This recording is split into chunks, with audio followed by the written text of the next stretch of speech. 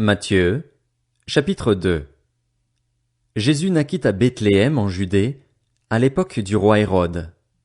Or, des mages venus d'Orient arrivèrent à Jérusalem et dirent: Où est le roi des Juifs qui vient de naître? En effet, nous avons vu son étoile en Orient et nous sommes venus pour l'adorer. Quand le roi Hérode apprit cela, il fut troublé et tout Jérusalem avec lui. Il rassembla tous les chefs des prêtres et spécialistes de la loi que comptait le peuple et leur demanda où le Messie devait naître. Ils lui dirent: À Bethléem en Judée, car voici ce qui a été écrit par le prophète.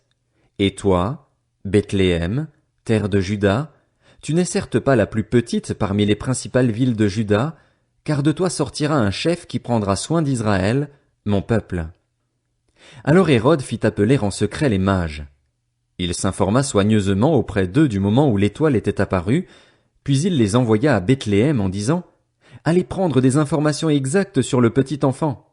Quand vous l'aurez trouvé, faites-le-moi savoir, afin que j'aille moi aussi l'adorer. Après avoir entendu le roi, ils partirent. L'étoile qu'ils avaient vue en Orient allait devant eux jusqu'au moment où, arrivée au-dessus de l'endroit où était le petit enfant, elle s'arrêta. Quand ils aperçurent l'étoile, ils furent remplis d'une très grande joie. Ils entrèrent dans la maison, virent le petit enfant avec Marie, sa mère, se prosternèrent et l'adorèrent. Ensuite, ils ouvrirent leur trésor et lui offrirent en cadeau de l'or, de l'encens et de la myrrhe. Puis, avertis dans un rêve de ne pas retourner vers Hérode, ils regagnèrent leur pays par un autre chemin.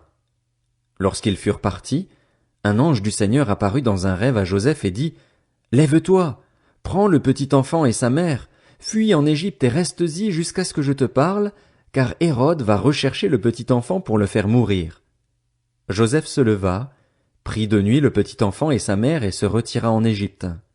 Il y resta jusqu'à la mort d'Hérode, afin que s'accomplisse ce que le Seigneur avait annoncé par le prophète: J'ai appelé mon fils à sortir d'Égypte. Quand Hérode vit que les mages l'avaient trompé, il se mit dans une grande colère, et il envoya tuer tous les enfants de 2 ans et au-dessous qui étaient à Bethléem et dans tout son territoire, selon la date qu'il s'était fait préciser par les mages.